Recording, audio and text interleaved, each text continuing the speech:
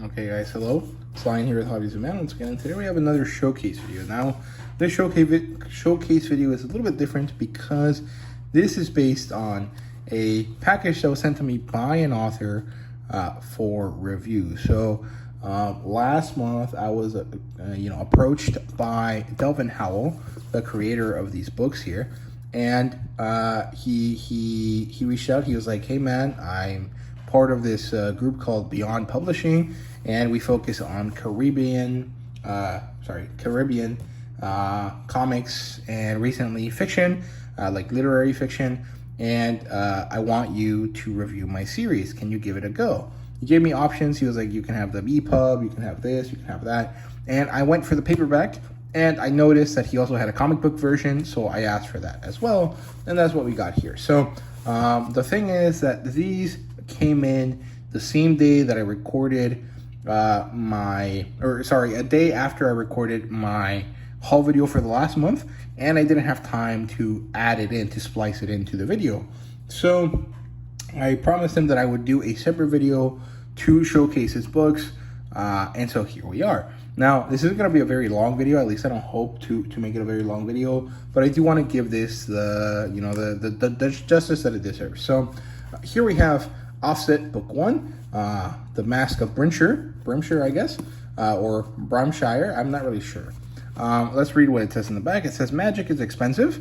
An underground obeah trade lies with the Caribbean island of Bimshire, where miracles are sold every day. The problem is each one comes with a burdensome debt.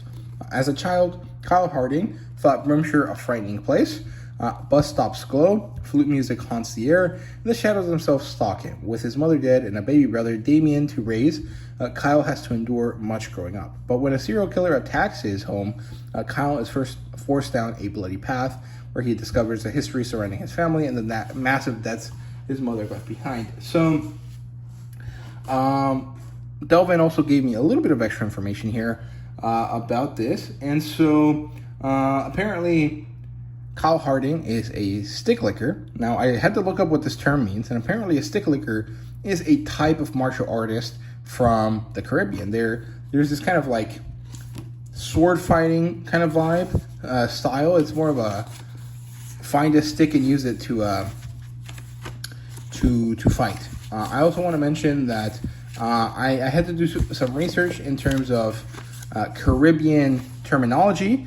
So obeah, I think, is a type of belief system. I don't want to call it a religion or kind of associated with voodoo or anything like that, because my understanding of it is that it's different, but it is kind of similar as well. So it is a type of belief system. It is not necessarily a religion in the kind of like, it's not Christianity, and it's not voodoo, and it's not animalism or anything like that. It is just kind of a general set of beliefs. And the thing is that it's a pretty complex thing because it's not standardized. And so it was pretty interesting to learn about that, to kind of give a little bit of a general kind of look through the internet to see what I could come up with about that. So it was pretty interesting. It comes with a glossary to deal with the fact that a lot of people that might read this might not be aware of Caribbean culture. And specifically, I think this was based on Jamaica, I think, although I'm not exactly sure. I think that's what I was told, but I could be wrong here. So if I am, I do apologize. But it's pretty interesting. So let's read what this says here. It says, "Thanks for reading Offset. I hope you guys enjoy the journey so far. I try to make this book as authentic to Barbadian," so I'm guessing that's Barbados, "and Caribbean culture as possible without alienating international readers. So to make things easier with the familiarity with the dialect of Bimshire, I decided to include this short glossary, which I think is really, really good. And so, yeah, it says here, Bimshire is a fictionalized version of the real-world Barbados, where they speak the Bajan dialect, or Bajan, I'm not really sure, or a type of Creole. So, yeah, it is a spoken language, while standard English is used in print and in formal situations, but it is an English-based form of Creole, and a lot of the terms are based on shortening English words. So there you go. We have this huge list of of things to see and kind of learn here, and it's pretty cool. I like that a lot. So yeah, I think that's nice. Really appreciate that. So let's talk about the kind of build quality here. So this seems to be printed on demand. I'm not really sure if that's the case, but it does feel like that.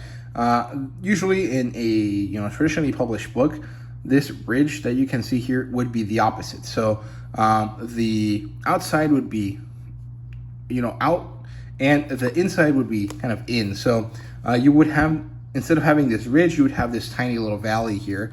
But it really doesn't make a difference, and actually kind of makes it easier to open the book.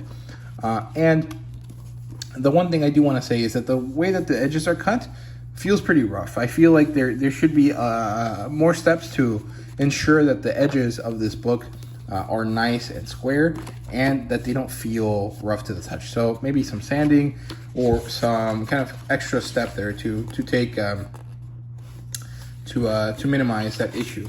I also noticed here that there was a problem somewhere.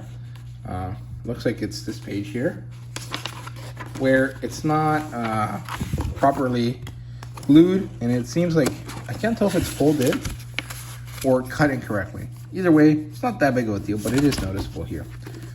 So that's it for that. The cover is glossy, however, it still catches fingerprints and stuff like that, so it's not the best, but it's not too bad.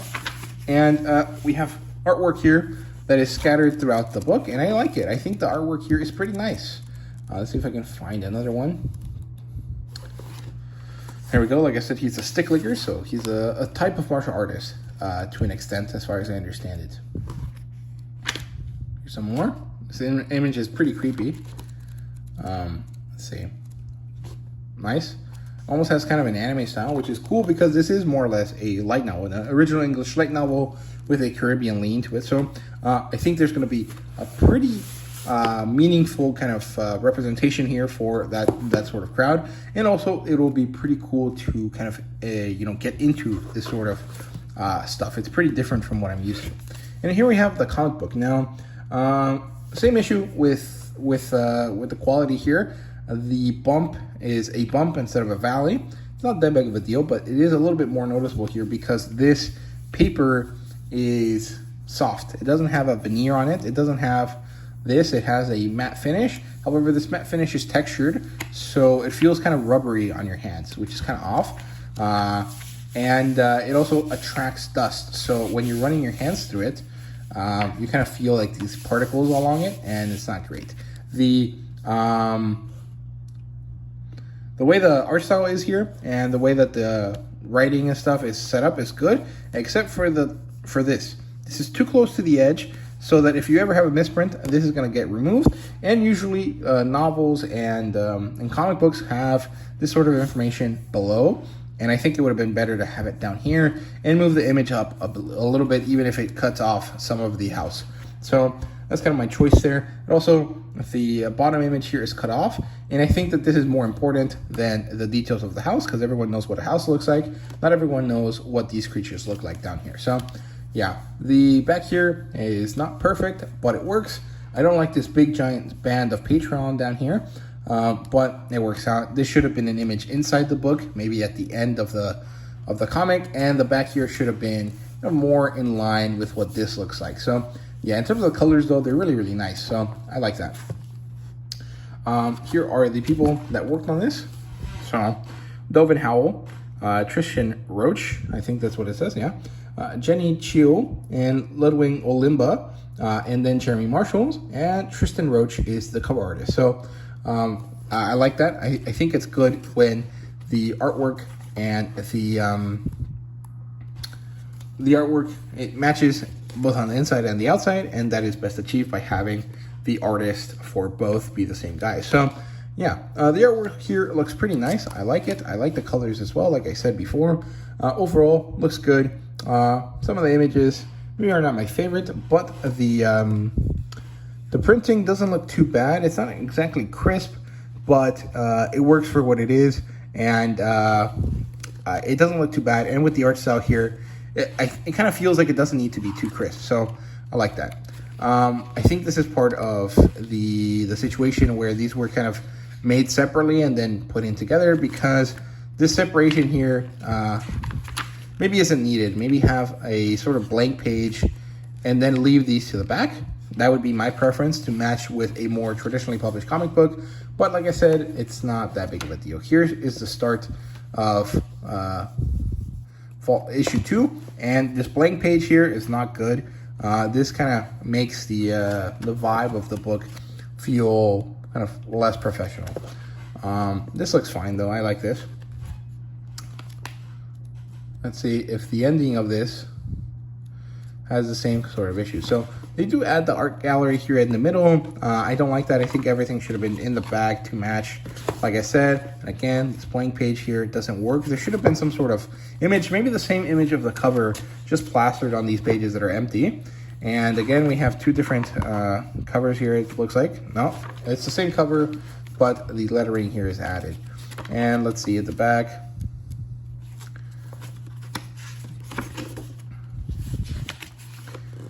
There you go. I think this is this. And that hardcover kind of looks nice. So maybe I should have gotten that. I'm not really sure, but it is what it is. And then this same image works here on the inside. It just doesn't work here on the outside. So yeah, those are my thoughts. This video turned out to be a lot longer than I thought, but it is what it is. So yeah, I hope you guys enjoyed this. I'm pretty happy with this. I'm very excited to get around to reading this, but I'm not exactly sure when I will get around to it. But since it is kind of an urban fantasy type story, I think it might be good for October. So if I don't read it before October, I'll definitely read it during October, and I'll do a review separately for both of these works. But I will mention them both in both reviews. So yeah, thank you guys very much for watching. I hope you guys enjoyed, and thank you guys very much for taking your time to watch this video. So yeah, see you guys later.